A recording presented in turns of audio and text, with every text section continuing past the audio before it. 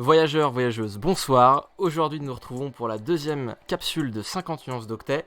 C'est parti, vous êtes avec Guillaume, je suis votre hôte durant toute cette capsule, mais je ne suis pas seul, je suis accompagné de mes deux fidèles comparses, donc j'ai nommé Sébastien et Nicolas. Salut les gars. Salut. Et aujourd'hui, on a des sujets de ouf. Et on bosse même l'été, vous voyez. Parce que d'habitude, l'été, beaucoup d'émissions sont interrompues, mais nous, on s'est pas arrêté. Donc Sébastien, je veux bien que tu nous fasses un petit récap de ce que tu vas nous présenter tout à l'heure. Alors rebonsoir à toutes et à tous. Donc merci dans un premier temps d'être parmi nous ce soir. Et j'ai le grand plaisir de vous présenter ce soir un sujet d'actualité que j'ai nommé TweetHack ou même le Bitcoin hack de Twitter.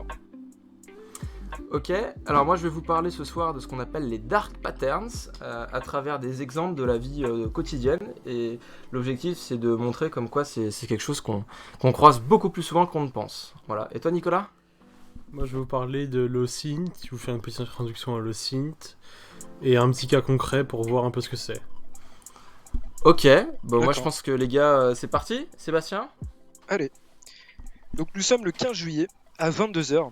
Situé dans la sphère crypto-monnaie de Twitter, où un de nos protagonistes, Angelo, une personne influente dans cette communauté, se retrouve donc à tweeter la création d'un groupe privé proposant des informations sûrement croustillantes à propos des crypto-monnaies, moyennant une somme de 0,1 Bitcoin. Donc pour préciser, 0,1 Bitcoin c'est entre 900 et 1000 euros aujourd'hui. Donc les proches d'Angelo ont très vite réfuté que c'était l'auteur de ce tweet, et donc il y a eu des hypothèses de piratage de compte, de compromission de compte. Voilà. S'enchaînent ensuite différentes entités bien plus importantes, toujours dans le milieu de la crypto-monnaie, donc Coinbase, Binance, Gemini. Tous ces comptes-là en fait ont tweeté la même chose.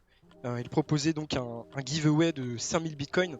Donc un bitcoin c'est entre 9000 et 10 000 euros, donc vous imaginez la somme très importante.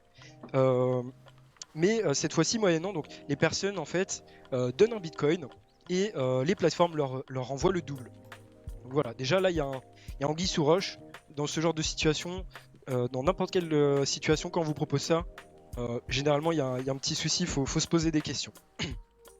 Donc la troisième phase par contre s'articule plutôt sur des personnalités publiques et donc publiques ou même des chefs d'entreprise et politiques. Donc ça a commencé avec Elon Musk. Donc pour le coup ce chef d'entreprise, c'est pas la première fois qu'on utilise son image dans le but d'arnaque de crypto-monnaie. Donc encore une fois malheureusement il est victime de ça. Nous avons aussi des comptes comme celui de Bill Gates, Barack Obama, Joe Biden. Après des personnalités plutôt du show business comme Kanye West, Kim Kardashian. Et donc le point commun de tous ces comptes qui ont tweeté plus ou moins la même chose dans le but d'arnaquer de la crypto-monnaie, c'est que c'est des comptes ayant une communauté forte, plusieurs millions de followers, et en plus c'est des comptes certifiés. Donc c'est les comptes officiels, c'est ce qui permet de donner confiance aux gens. Les conséquences immédiates, j'imagine pour Twitter, c'est que les employés ont dû bien courir dans les bureaux le soir même pour trouver des solutions. Les mesures qu'ils ont mis en place immédiatement, c'est la limitation en fait des tweets au niveau des comptes vérifiés pour éviter tout simplement que d'autres comptes viennent à amener d'autres victimes. Et j'ai remarqué aussi une autre mesure prise par Twitter. C'est l'impossibilité de tweeter certains hashes comme le SHA-256 qui lui est utilisé pour les adresses de Bitcoin. Mais j'ai vu que c'était un peu plus large que ça. J'ai l'impression que par exemple l'algorithme de hash MD5 pareil c'était refusé. Bon ça reste temporaire, mais moi j'ai vu ça au niveau de la sphère sécurité informatique qui en fait tout simplement, je vois pour la signature de programmes malveillants, on est obligé de proposer un HMD5 qui est SHA-256. Et en fait, tout simplement, les personnes de cette communauté ne pouvaient pas partager leurs trouvailles. Donc par la suite, Twitter a ouvert une enquête interne au niveau des employés. Et en parallèle, nous avons le FBI qui a ouvert une enquête pour retrouver en fait les responsables de cette action. Donc cette enquête s'est déroulée pendant 2 semaines. On a eu quelques informations entre temps. La première, c'est quelques jours après le 15 juillet. Nous avons donc l'agence de presse londonienne Reuters qui nous a expliqué qu'apparemment 4600 employés avaient accès à un outil d'administration permettant donc de changer l'email de compte Twitter, n'importe lequel, et donc de potentiellement compromettre ces mêmes comptes. 4600, c'est énorme, en sachant que ça ferait environ un cinquième des employés. Donc un sur 5 employés ont accès à cet outil. Ce qui fait 20% des employés, et donc une chance sur 5 d'accéder à cet outil. Donc ensuite, on n'a pas eu beaucoup plus d'informations entre-temps. C'est qu'il y a les 2 derniers jours, on a eu un peu plus d'informations, donc les résultats des différentes enquêtes. Donc 3 personnes inculpées. Ces 3 personnes-là ont moins de 23 ans. Et d'après donc les services du FBI, le cerveau de l'opération a 17 ans. Donc 17, 19 et 22 ans pour les 3 protagonistes. La technique, du moins les techniques utilisées, sont orientées plutôt vers du spear phishing. Donc ça va être du phishing, comme j'avais pu expliquer sur la première émission, c'est du phishing au travers du téléphone, donc SMS en général. Et là, la particularité, c'est que c'était ciblé et personnalisé pour les employés qui le visaient. Donc cruellement efficace. Faut savoir que généralement les attaques de phishing sont très meurtrières pour les entreprises. Après, évidemment, nous ne sommes pas tous égaux face à l'informatique, et ça, c'est à savoir. Donc j'en ai fini par rapport à mon sujet, mais je voulais préciser 2 petites choses. C'est que j'ai été quand même très interpellé par le fait que c'est des personnes qui sont assez jeunes, et apparemment sur le cerveau de l'opération, il aurait 17 ans. Je voulais aussi préciser d'autres choses, des informations que je ne vous ai pas données. Il y a eu 130 comptes compromis, 45 tweets frauduleux au total, donc qui ont été l'attaque elle a été endiguée par Twitter assez rapidement, même si 45 tweets, il y a déjà pas mal de victimes, j'imagine. Et donc pour un total de 130 000 $ de crypto-monnaies d'encaissées par les pirates. Il faut savoir qu'ils n'ont pas fait que ça, ils ont aussi consulté 36 messageries privées de Twitter sur les comptes qu'ils avaient compromis, et pour certains ils ont même téléchargé les données. Pour 7 d'entre eux, ils ont téléchargé les données. Après, on n'a pas plus d'informations là-dessus. Malheureusement, j'aurais bien aimé rentrer plus en détail dans les techniques de phishing qu'ils ont utilisées, parce que c'est très intéressant, mais on n'a pas encore plus d'infos là-dessus. Ils sont restés assez vagues par rapport à ça. Et la deuxième chose qui m'a interpellé, c'est le fait que en fait Twitter est très vulnérable, dans le sens où les entreprises, les entités, les gouvernements, les hommes politiques, aujourd'hui, même les personnalités publiques, tout le monde passe par Twitter pour communiquer auprès de leur audimat, entre guillemets. Mais du coup, ça amène justement à ce genre de vulnérabilité là. On aurait pu, malheureusement, ça aurait pu influer certaines élections à venir, ou même le cours de certaines bourses. Voilà, c'est pour vous dire à quel point c'est dangereux. Donc voilà, j'ai fini avec mon sujet. Si vous avez des questions ou des remarques, n'hésitez surtout pas, c'est le moment. Je suis à votre écoute et j'y répondrai avec grand plaisir. D'ailleurs, Guillaume et Nicolas, si vous avez des questions aussi, n'hésitez pas. Ouais, Nicolas, tu veux commencer? Pas si t'as des petits trucs à dire. Sinon, moi je sais. Ouais. Moi je voulais revenir sur le. T'as dit que les comptes vérifiés, ça permettait de voir si c'était le vrai compte. Oui. Alors ça. C'est vrai, mais il y a déjà eu des problèmes concernant ça, notamment le mec qui avait pris un compte certifié et qui s'était renommé en un vieux chef de parti nigérien qui avait déclaré la guerre à Donald Trump. Ah oui, effectivement oui. Il y avait ça, mais ça. Il y avait déjà eu ça aussi, justement, par rapport à Elon Musk. Quelqu'un avait renommé son compte Twitter et s'était fait passer pour Elon Musk, encore une fois dans le but de récupérer des crypto-monnaies. Je suis plus sûr si ça marche ce système-là, parce que en fait, maintenant quand tu renommes ton compte, alors c'est pas juste renommer l'espèce de truc, l'identité par-dessus, tu vois, c'est le fait que tu changes vraiment ton arrobase, tu perds ta certif. Du coup, normalement, de ce que j'ai compris, c'est fait pour endiguer ce genre de truc-là. Et ils sont en train de revoir tout leur processus pour avoir des certifs aussi et tout, pour limiter ce genre de trucs là. Mais bon, c'est dans tous les cas, il y en aura encore. Hein. J'imagine que là, j'espère que ça les a vaccinés et qu'ils vont prendre de nouvelles mesures, de nouveaux systèmes de sécurité et même éventuellement réduire le nombre de salariés qui ont accès à. Je sais pas si c'est possible, hein, mais de réduire le nombre de salariés qui ont accès à cet outil parce que bah, malheureusement, c'est beaucoup 4600 personnes. Comme je dis, t'as une personne sur 5. Et puis ce que j'avais pu lire dans certains articles, c'est que même s'ils n'avaient pas réussi à avoir un accès avec un employé, enfin du moins s'ils n'avaient pas eu l'accès à un employé qui lui avait accès justement à cet outil, ensuite avec le compte enfin du moins avec je dirais le PC de l'employé, je sais pas comment ils ont affecté exactement la machine victime, mais ils peuvent ensuite se faire passer pour l'employé auprès d'un autre employé qui lui a des accès. Donc voilà, il y a toujours moyen de venir à bout de leur objectif. C'est comme mettre 20% de son entreprise, admin de son PC et tous les équipements, ça me semble. Ouais, voilà, c'est exactement ça. Ouais, c'est ça. Ouais, c'est exactement ça. C'est pas normal. Faut limiter le nombre d'accès à ce genre d'outils, tout simplement. Ah, ouais, une des premières règles une règle très très connue en cybersécurité, c'est que tu donnes les droits juste ce qu'il faut à chaque personne. Et s'il y a autant de personnes qui ont autant de droits, enfin, je me doute que il n'y a pas un employé sur 5 de Twitter qui a besoin d'avoir accès à autant de choses, tu vois.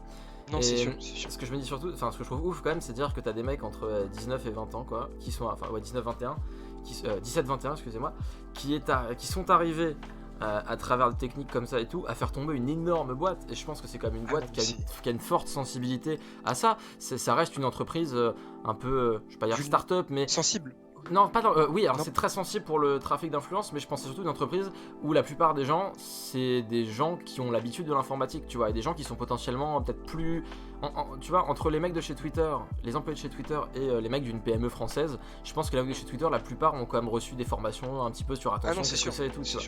Mais c'est ça que je trouve ouf, c'est la puissance de feu qu'ils ont eu, et heureusement pour Twitter, entre guillemets, que c'était que des gamins qui se sont fait quasiment pas de thunes, hein, parce que c'est sûr. Ils ont perdu énormément. Je sais pas si c'est vrai que je sais pas si leur objectif c'était juste réellement de faire de l'argent ou tout simplement montrer leur capacité, quoi. Mais oui, ça reste super impressionnant. Moi, je reste impressionné quand même. Et c'est pour ça que j'aurais bien aimé avoir plus d'informations sur le détail de l'attaque en question. Je pense que ça pourrait faire un film, quoi.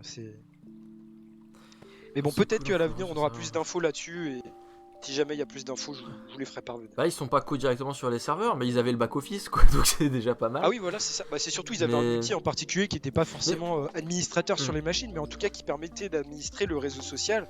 Alors, en tout cas, juste les adresses email, ça suffit. Hein, parce que tu mets la tienne, tac, reset de mot de passe, t'as accès au compte, c'est fini. Ça va super vite. Ah, ça va très très vite. Mais de toute façon, au tout début, bon, c'était un compte, et les gens, ils pouvaient supposer que c'était le compte avait une sécurité opérationnelle à chier, mais non, pas du tout. Là, on avait 130 comptes, comme j'avais dit, donc 130 comptes de grosses entreprises. C'est impossible que toutes ces entreprises aient une sécurité opérationnelle aussi médiocre. C'est impossible. Ça pouvait que venir de dessus. Donc soit un exploit, soit voilà. Je me souviens plus, toi tu l'as vu en direct ou pas? Parce que moi je me souviens l'avoir vu en direct, je me souviens que je t'avais envoyé un message et tout ça, je sais plus. C'est vrai que plus ou moins pour certaines choses, j'étais pas dès le début malheureusement, j'aurais bien aimé vivre ça parce que ça devait être assez intense. Ah, c'était intense, moi j'ai trouvé. Hein.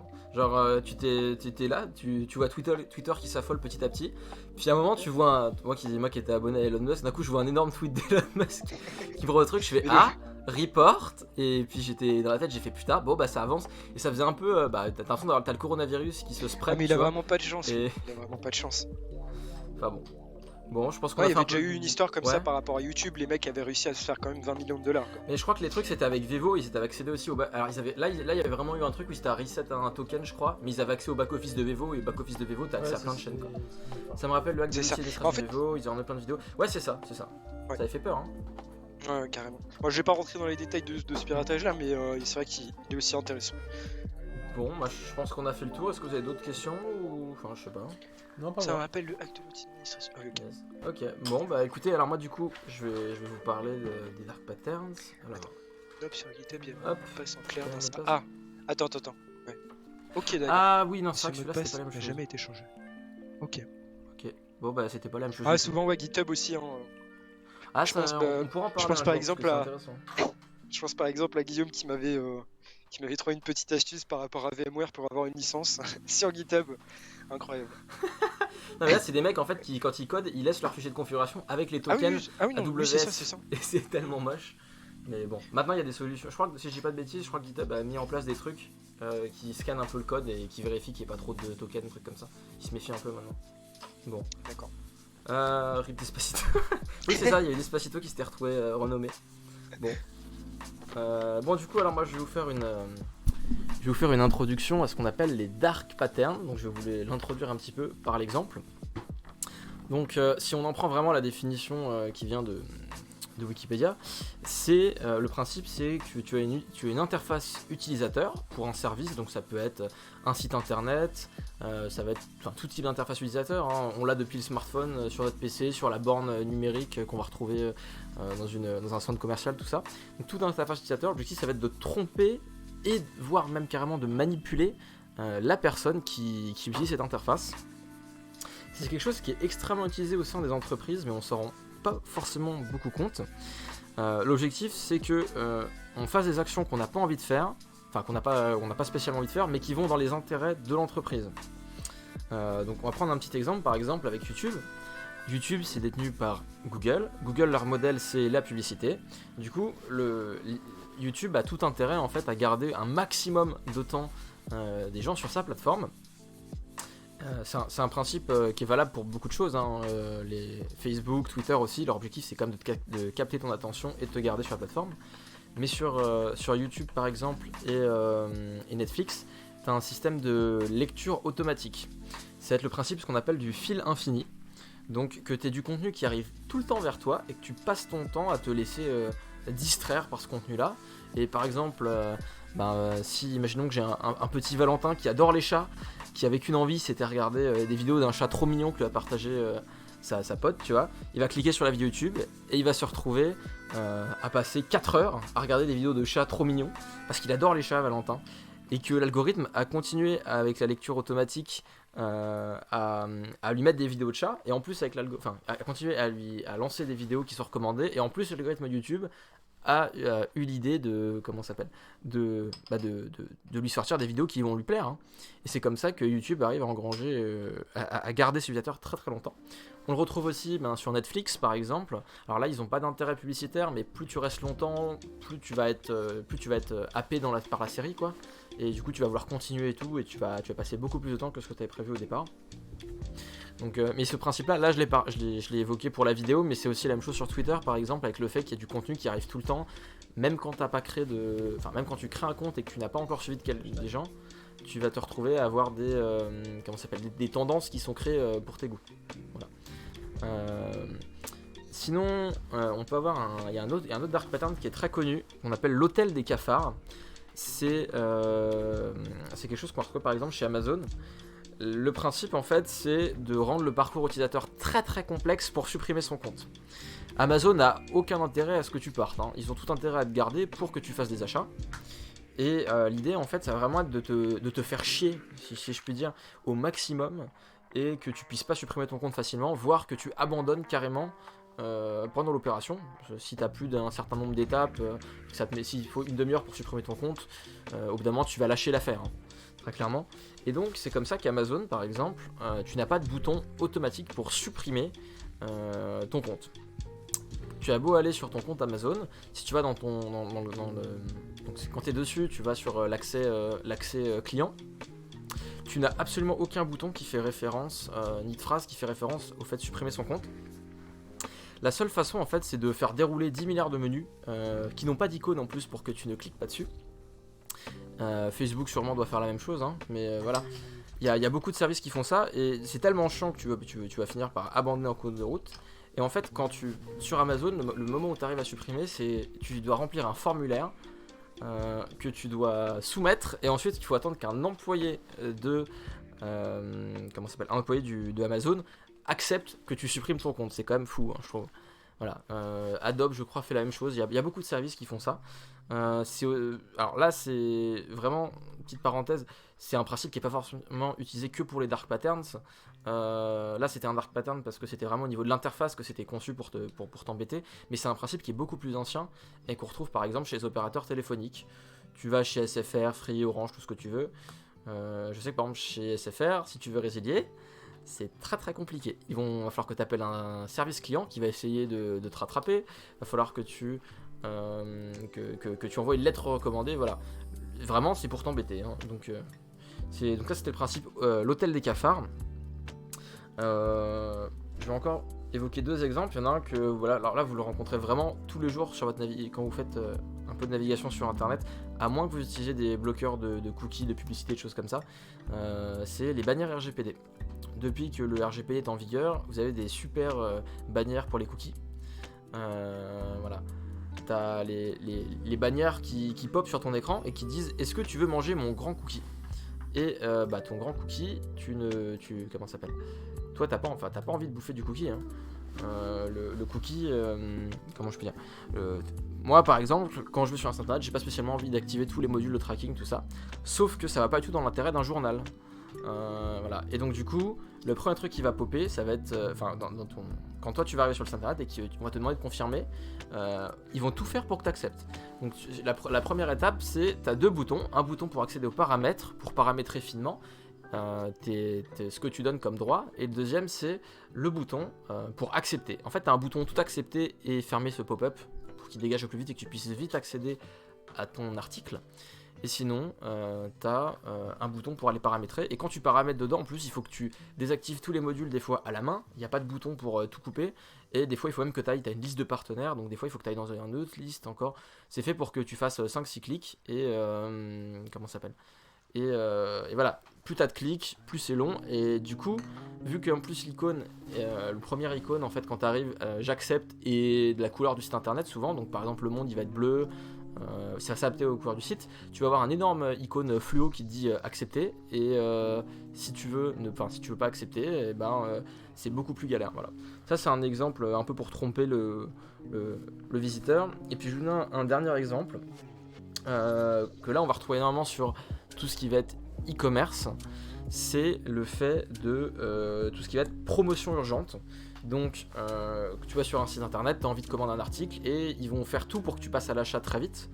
Donc en disant comme quoi il y a tant de personnes qui sont regarder l'annonce, qu'il n'y a plus qu'une place dans un hôtel, que l'avion va bientôt être booké, enfin voilà, tout ce qui pourrait te faire passer à l'achat, ils vont essayer de le faire apparaître sur leur page pour t'inciter à acheter, alors que potentiellement ils ont 10 milliards de places, hein, mais c'est juste qu'ils veulent que tu achètes très vite. Voilà. En tout cas, pour moi, c'est tout au niveau des dark patterns. C'est vraiment les plus courants. Il en existe beaucoup d'autres. Je me suis pas amusé à tous les détailler parce que sinon ça allait être très long. Et puis on peut en inventer tous les jours. Évidemment. Voilà. Là, c'était des exemples qu'on peut vraiment rencontrer en vie tous les jours. J'ai vu un peu quand vous discutiez aussi que y a des applications de rencontres ou des applications comme TikTok qui donnent du contenu. Donc ça rentre dans la catégorie YouTube et compagnie. Mais je sais qu'il y a des applications comme Tinder par exemple, ou des applications de rencontres en général qui vont par exemple te proposer de voir une photo de la personne mais en la floutant pour que tu passes à l'achat. Enfin, il y a plein de techniques comme ça. Ou alors le fait de capter l'attention à travers des notifications, toutes ces choses-là. Voilà, les dark patterns vous pouvez en trouver vraiment partout. Donc l'idée derrière cette petite présentation, c'est de vous faire prendre conscience comme quoi quand vous utilisez une interface utilisateur, il faut prendre son temps. Je sais que je suis le premier à courir après les interfaces, à cliquer sur tous les boutons frénétiquement, mais on va dire que ce qui est jaune et fluo, enfin ouais, ce qui est jaune orange fluo ou vert avec marqué clique-moi dessus, il y a une raison. Ouais, il y a une raison, et c'est pas forcément La bonne. et c'est surtout des fois celle qui, comment je peux dire, c'est la raison qui satisfait l'entreprise, pas forcément vos intérêts à vous. Voilà. Donc, c'est vrai que j'avais 2 questions à te poser par rapport à ton sujet. Vas-y. La première, c'est est-ce que par exemple pour Fortnite, on peut appeler ça des dark patterns, ce côté récompenser pour n'importe quoi le joueur. Est-ce que c'est une forme de dark patterns ou Alors, ça porte un autre nom?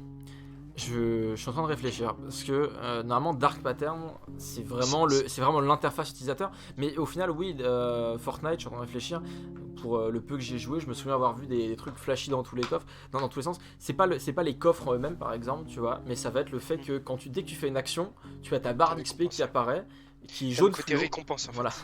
Voilà. C'est surtout on va dire que dans tous les jeux tu as des récompenses, mais là les récompenses vont être extrêmement mises en avant, tu vois. Ok. C'est quelque chose où vraiment ça va popper sur ton écran et voilà. Mais derrière les Dark Patterns, en fait, on va retrouver une armée de psychologues et de gens qui ont analysé en fait toute la problématique. Mais c'est ça qui est dérangeant un peu, je trouve pas ça très moral, mais bon après ça c'est mon avis personnel. Ma deuxième question, c'était donc toujours par rapport aux Dark Patterns, est-ce que justement il y a des normes européennes, États-Unis, Chine, parce que c'est vrai que Alors, c'est différent, j'ai l'impression qu'il y a une différence quand même entre les différents patterns que peuvent proposer... alors les Dark Patterns, normalement, il y a, enfin, de ce que je connais en termes de réglementation, mais je ne suis pas une référence là-dessus, hein, très clairement, il n'y a pas spécialement de normes là-dessus. Mais par exemple, dans le cas du RGPD, il faut que normalement ton consentement soit éclairé, que l'utilisateur il faut vraiment que l'utilisateur il ait montré son action et son désir d'accepter ça. Normalement, le consentement doit être éclairé, et c'est là qu'après les entreprises vont jouer sur les mots et vont dire ah ben non, mais regarde, le bouton, pourtant il pouvait le faire, hein, il l'a pas fait, il y avait 10 étapes, mais il l'a pas fait. Et c'est pour ça que c'est quelque chose après qui se tranche plutôt en justice, et derrière il faut être capable de montrer comme quoi tu le voulais pas, et l'entreprise elle va montrer comme quoi il y avait un bouton. C'est des combats un peu interminables, donc c'est assez compliqué, et je pense que là ça relève surtout de comment l'entreprise voit son éthique et comment elle a envie de tourner le truc, quoi. Voilà. D'accord. Est-ce que Nicolas, t'as des questions, des choses? Non. Non. Non, j'ai compris. Ok, je regarde un peu le chat parce que c'est vrai que vous avez beaucoup parlé, donc faut tout suivre et rattraper. Les SAV sont très bons. Oui, les SAV, effectivement, Seb. Mais c'est vraiment, en fait, c'est des espèces de petites filouteries que tu peux retrouver partout, mais le Dark Pattern, c'est vraiment le fait que ça se retrouve cette fois-ci dans les interfaces. Mais Parce tu que le retrouves partout. souvent hein, dans c'est les des- magasins on a un satisfait ou remboursé, mais le remboursement quand t'as 10 pages à remplir mec... Bah, c'est ça. T'as les Qui a le CGU temps Express ça aussi. dépend la somme, ça dépend la somme qui est mise en jeu et en fonction de tes moyens j'imagine aussi, mais pour Non. quelques euros généralement les gens ils ont pas envie de remplir 10 pages de formulaire et puis laisse tomber en fait. Mais qu'est-ce tout que tu simplement. racontes? C'est un questionnaire de satisfaction. C'est ça. Juridiquement, il faut que ça soit pas ambigu. Ouais, juridiquement, mais le problème c'est que quand tu fais, au niveau juridique, après, l'entreprise va dire mais non, mais regarde, c'est pas ambigu et tout. Et là, il va falloir que tu batailles vraiment contre l'entreprise. Et je pense que c'est quelque chose qui est quand même extrêmement compliqué à démontrer, comme quoi ton consentement n'était pas éclairé. Et je pense que ça dépend aussi de comment tu es armé par rapport à la personne, parce que je pense qu'une grande entreprise comme Facebook, si tu l'attaques tout seul avec un petit avocat, voilà, hein, c'est pas tu vois ce que je veux dire? Ah non mais généralement c'est un groupe d'utilisateurs qui va Ouais. se lier, enfin c'est généralement organisé comme ça. Hein. Mais il y a des condamnations qui peuvent arriver. Faut hein. vraiment qu'il y ait...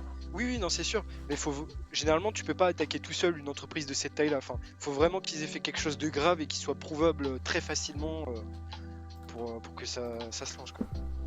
Ouais. Mais c'est vrai, c'est vraiment, moi je trouve intéressant, c'est qu'au final c'est qu'une, je pense que c'est quelque chose qui existe depuis la nuit des temps, hein, ces espèces de patterns, mais c'est vraiment la transposition sur l'outil informatique.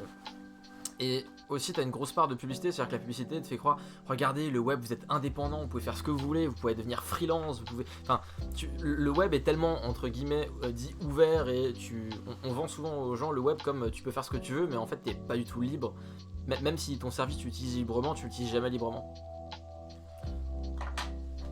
C'est vrai. L'efficace Dark Pattern réside aussi dans l'ignorance des personnes sur l'outil informatique, c'est parce que c'est marqué le reste. C'est vrai aussi, je confirme.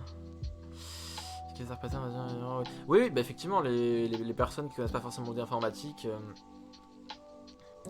Bah ouais. Mais après, c'est des choses, s'il y a des condamnations qui arrivent, ça peut faire très mal. Bon, moi je pense qu'on a un peu fini sur ce sujet-là, sauf si vous avez d'autres choses à rajouter, mais. Non. Non, c'est bon pour moi. Ok. Excusez-moi. Seb, Nicolas, excuse-moi. Je confonds mes acolytes, c'est pas possible. C'est bon? Pour ça, t'en as en physique. Hein. d'autres non, moi, questions c'est bon. Ok, bon, bah Nicolas, on va te laisser présenter ton sujet. L'OSINT, Open Source Intelligence, renseignement à source ouverte, c'est l'ensemble des techniques qui permettent de retrouver quelqu'un ou quelque chose via les informations qui sont disponibles publiquement. Donc on peut chercher les détails dans les images, notamment pour savoir combien de téléphones a une personne, ou quelque chose comme ça.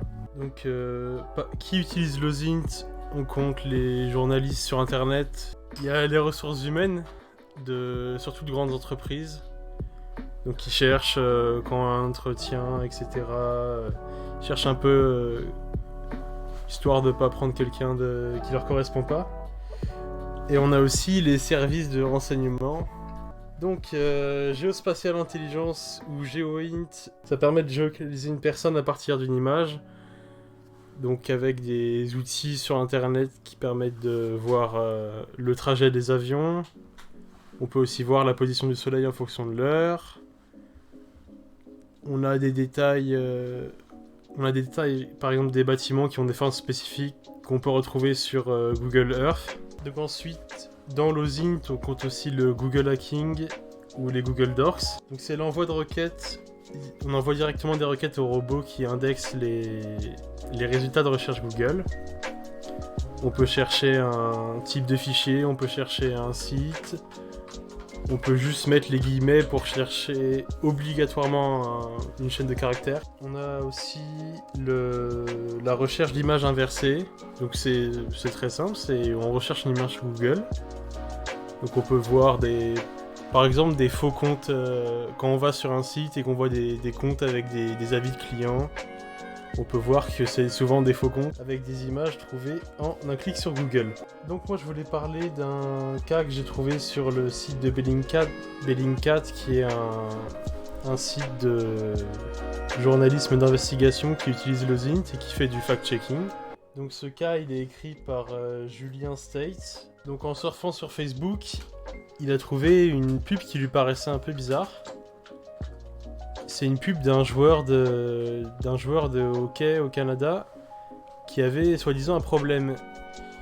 Et le problème qu'il avait avec cette pub, c'est que c'était clairement un spam, sauf que le lien sur Facebook Ad, c'était une vraie chaîne d'information canadienne. Et en fait, il a cliqué sur le lien, donc ça l'a renvoyé sur un faux site d'une autre vraie chaîne d'information qui proposait des ventes de produits dopants, des trucs comme ça.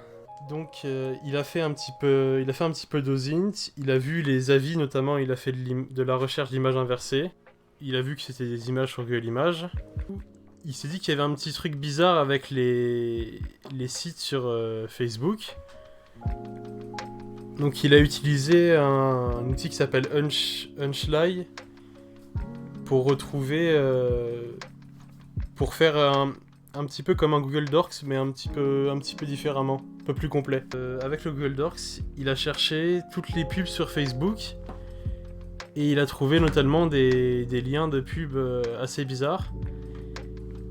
Et en remontant, il a réussi à voir que beaucoup de pubs avaient ce genre de problème. On voyait un lien, par exemple, vous voyez CNN.com, mais en fait, derrière le lien, c'est arnaque.com. Il a créé un compte Facebook Advertising, et il a fait sa propre pub, et il a vu que dans l'interface de Facebook, tu marques le lien quand tu cliques, et en dessous, tu marques le lien affiché. Ah, c'est pas les mêmes. Non. Ah ouais. Et il n'y a même pas de vérification ou quelque chose comme ça. En deuxième cas, j'ai aussi le cas je ne sais pas si vous connaissez le consultant sur Twitter, qui lui avait fait de l'OSINT sur le compte avec Marlène, qui était un compte de soutien à Marlène Schiappa. Beaucoup de gens trouvaient qu'il y avait un petit truc sur le compte avec Marlène. Il supportait, mais beaucoup, vraiment beaucoup, il forçait un peu. C'était trop, quoi. Ouais, vraiment. Du coup, il a fait la récupération de mots de passe sur Twitter. et il a vu qu'il y avait un petit compte assez bizarre qui en fait appartenait, c'est un compte Gmail, à un collègue de Marlène Schiappa.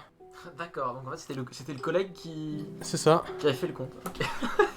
Le collègue qui se faisait passer pour un fan et Ah la vache. Ah, qui quand voilà, même. faisait la communication. Et il existe toujours le compte ou Oui, il plus existe Bonne toujours. question. Je sais pas s'il poste toujours, mais Ah, il existe C'est vrai toujours. qu'elle est plus du tout secrétaire Oui, c'est vrai. d'État. Ah, mais c'est Et je me souviens que quand l'affaire est sortie un petit peu après pour faire passer, ils ont dit que le compte était géré par quelqu'un du cabinet, mais qu'il y avait une dizaine de personnes, une dizaine de fans derrière. Est-ce que t'as d'autres choses à Par rajouter ou pas, Nicolas, sur Ouais, le... si. Est-ce que sur, t'as d'autres choses sur le synth? Sur l'OSINT, pas vraiment, parce que c'est vraiment une introduction. C'est un sujet que je veux introduire pour plus tard approfondir. Ok, Donc on ok. peut parler. C'est- Je peux juste dire que l'OSINT, vous trouverez beaucoup d'informations sur internet parce que beaucoup de gens commencent à en faire de l'OSINT. Et il y a beaucoup notamment de programmes d'OSINT qui sont souvent écrits en Python sur GitHub. Vous cherchez le tag OSINT, vous en trouverez beaucoup, notamment en chinois. Ouais, c'est vrai. C'est vrai, c'est vrai. Ok, Alors, ok. j'avais une petite question pour toi, Nico. Oui. Est-il considéré comme OSINT le fait, par exemple, de faire de la reconnaissance faciale Je vois, par exemple, tu prends justement une photo et tu la mets sur Oui, Tiney oui, ou oui, c'est un de moteur de la- reconnaissance. Oui, c'est de la recherche par image inversée. D'accord, Bah, ok. moi, ça me paraît être dans le cercle de l'OSINT Oui. parce que l'image elle est disponible publiquement. L'OSINT c'est source ouverte, donc tout ce qui va être source ouverte, que ça puisse être ton image, c'est toutes les techniques autour, donc ça fait partie des Bah, techniques pour moi justement, que je mets alors, dans la catégorie OSINT. Justement, open source, ok, mais dans le cas où une personne malveillante prend une photo de quelqu'un d'autre dans la rue, il faut savoir qu'aujourd'hui les algorithmes ils sont assez puissants pour retrouver les comptes, enfin, du moins les réseaux sociaux d'une personne avec une photo que tu as prise comme ça dans la rue. Bah, Et ça c'est oui. très dérangeant. Mais en fait, ils vont mixer de l'OSINT à une photo qui de base ne provenait pas de l'OSINT. Ils vont utiliser l'OSINT pour. Mais pour moi, ça reste toujours dans Oui, l'OSINT. c'est toujours de l'utilisation. Mais Ok. oui, enfin, oui, pour moi vraiment, je trouve que ça reste dans ce cadre-là. Après, je pense que c'est quelque chose qui est. On peut en parler beaucoup parce que voilà, c'est un peu à cheval entre les deux, notamment ce que tu viens de nous sortir. Mais pour moi, il y a toujours une part d'OSINT là-dedans parce que tu vas faire une recherche sur des sources ouvertes. Voilà, pour moi, c'est dedans. Yandex Image vaut rien par contre. Ah, mais Yandex Image, c'est. Non, je suis c'est pas spécial, d'accord. hein. Je suis clairement C'est pas spécial. d'accord parce qu'il y en a, il y en a un récemment que j'ai eu l'occasion de tester. Tiny Eye. Non, un tout récent. Vraiment un tout récent. Ah. Tu uploads une image et il te trouve la personne. Ok.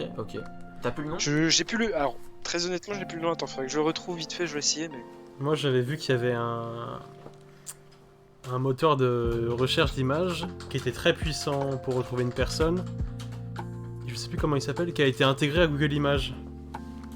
Il y a 1 ou 2 années, il a directement été intégré. Ça a été racheté par algorithmes. Google et les algorithmes ont été intégrés?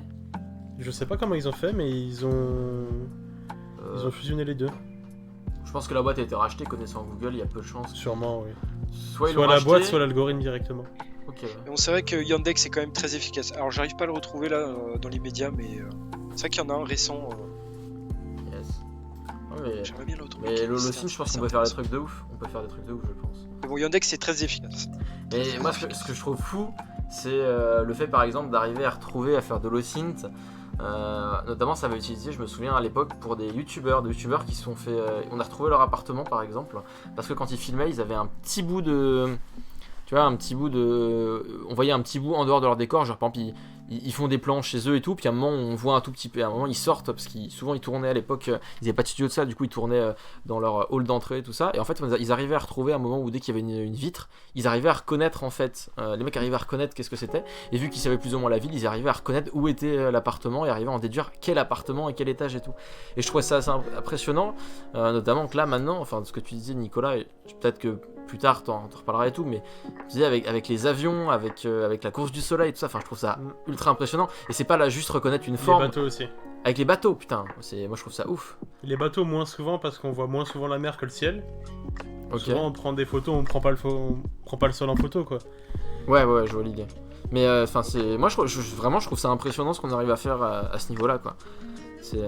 Mais du coup, il y a peut-être aussi une petite part, je pense, de prévention Alors, je veux dire, quand on se rend compte à quel point l'Ocine, tu peux faire des trucs de ouf et tout avec, c'est pour le meilleur comme pour le pire. Hein. Oui, et on laisse beaucoup de... Notamment sur les réseaux sociaux, on laisse beaucoup de traces. Notamment ceux qui mettent leur tête en public. Je ne citerai personne ici. Je me sens tellement visé par cette accusation fallacieuse. Mais faut juste faire attention à ce qu'on met dessus et puis qu'on se fasse pas retrouver assez facilement.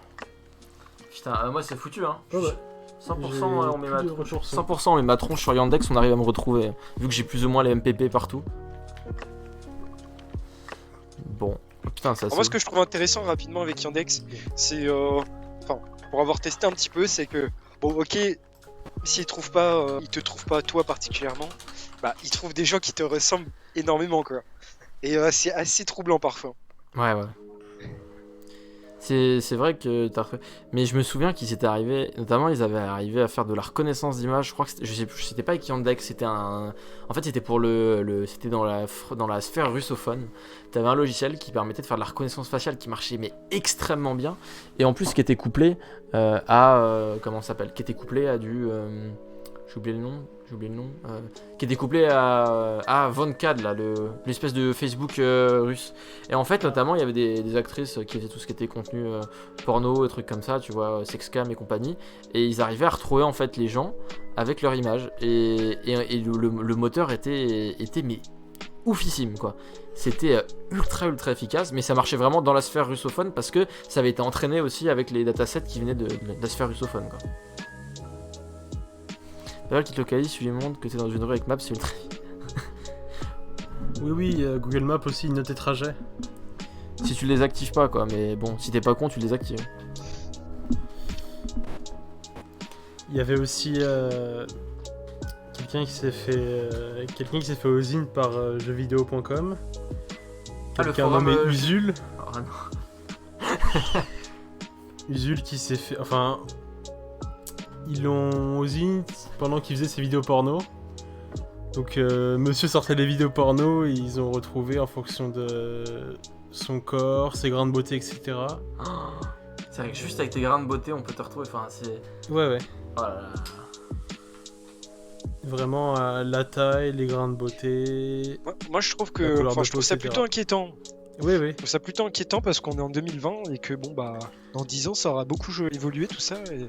T'imagines tes En gamins. fait, ça me fait être vraiment chaud, hein. penser à comment ça s'appelle, ce qui permet de remplacer le visage d'une personne sur une vidéo et donc de lui faire dire par Le Les- deepfake. deepfake, Ça Deepfake, va être voilà. utilisé avec. Ouais, bah si tu combines toutes ces technologies, tu peux faire des choses assez violentes. Deepfake, ouais, voilà. Bon, du coup, les gars, bonne soirée. Enfin, les gars, parce que. En tout cas, de ceux que j'ai vus dans le chat, voilà. Moi, j'en connais la plupart. Prenez soin de vous. Et puis, on se retrouve le 30. C'est bon? C'est le mot de la fin pour moi. Nicolas, tu dis pas au revoir? Si, au revoir. Sébastien? Allez, salut tout le monde. Salut! À une prochaine.